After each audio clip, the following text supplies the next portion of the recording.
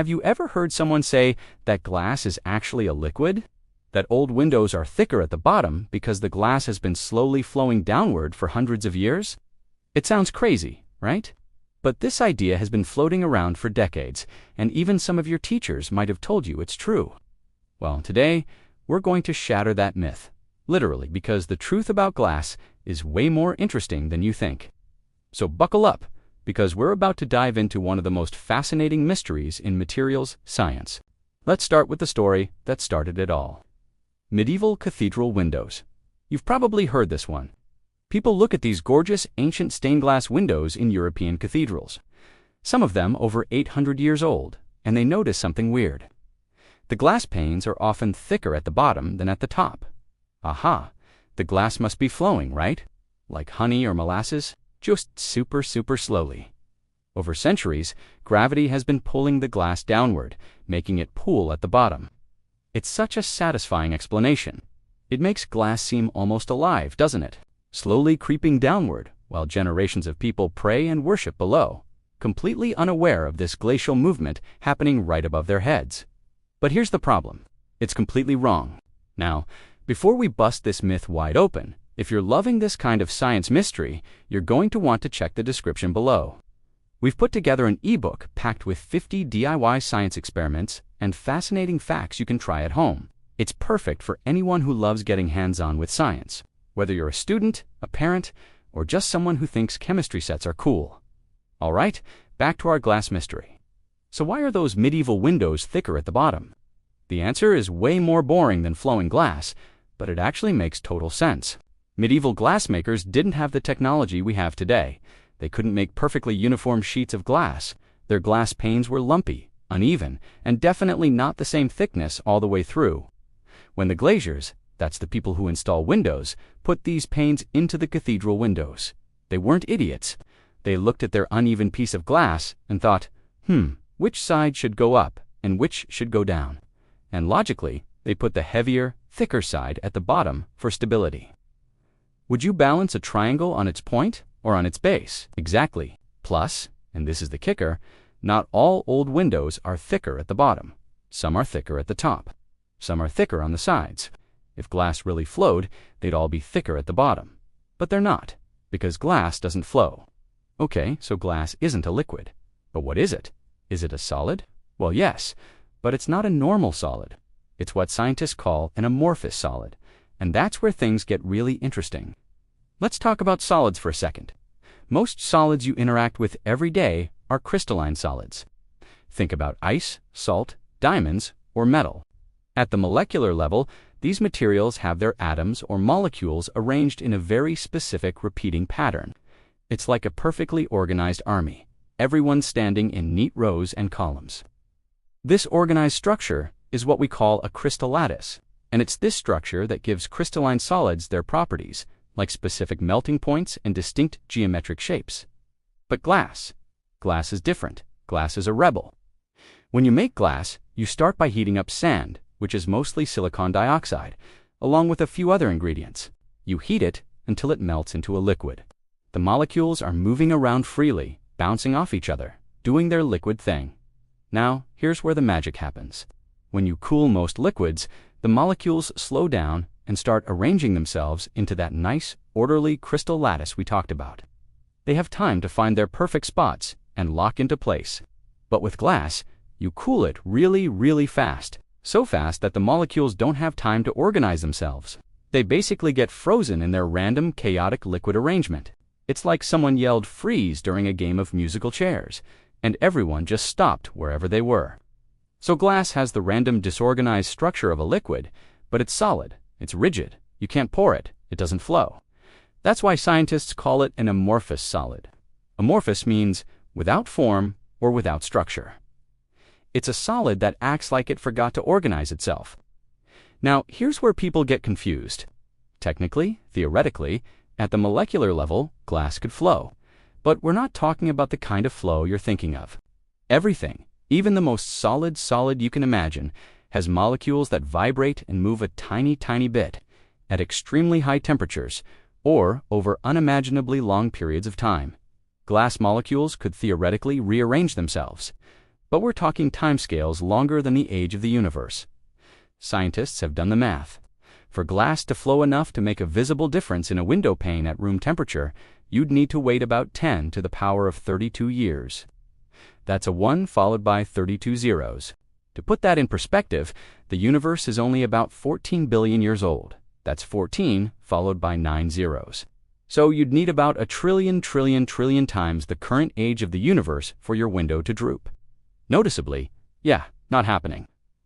Let's talk about something called the glass transition temperature, because this is really important for understanding what glass is. Every glass has a specific temperature range where it transitions from a hard, rigid solid to a softer, more moldable state. This isn't melting, by the way. Melting is when a crystalline solid becomes a liquid at a specific temperature. Glass doesn't have a sharp melting point because it doesn't have that organized crystal structure to begin with. Instead, glass gradually softens as you heat it. Below the glass transition temperature, it's definitely a solid, hard, brittle, rigid. Above that temperature, it becomes soft and pliable, kind of like taffy. Heat it even more, and eventually it becomes a liquid you can pour. For typical window glass, this transition starts happening around 500 to 600 degrees Celsius. That's over 900 degrees Fahrenheit. Your windows are nowhere near that temperature. So at room temperature, glass is absolutely, definitively, 100% a solid. Let me give you an analogy that might help this click. Imagine you're at a party and everyone's dancing. People are moving around, changing partners, flowing from room to room. That's a liquid.